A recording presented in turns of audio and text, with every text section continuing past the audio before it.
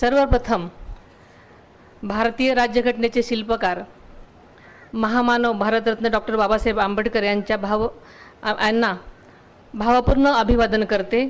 आपल्या सर्वांना डॉक्टर बाबासाहेब आंबेडकरांच्या जयंतीनिमित्त मनपूर्वक शुभेच्छा देते।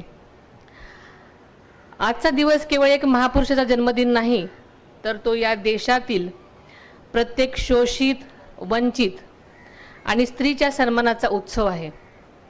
हा दिवस केवळ स्मृतीचा नाही, तर प्रेरणेचा, संकल्पांचा आणि आपल्या कृतज्ञतेचा दिवस आहे। बाबासाहेबांच्या अलौकिक कार्याचे, विचारांचे स्मरण करण्याचा हा आजचा दिवस आहे आणि ज्ञानाच्या आणि स्वाभिमानाचा आणि समतेचा उत्सव आहे। मुंबईची ही चैत्यभूमी केवळ एक स्मारक नाही, तर ती एक ऊर्जा केंद्र आहे।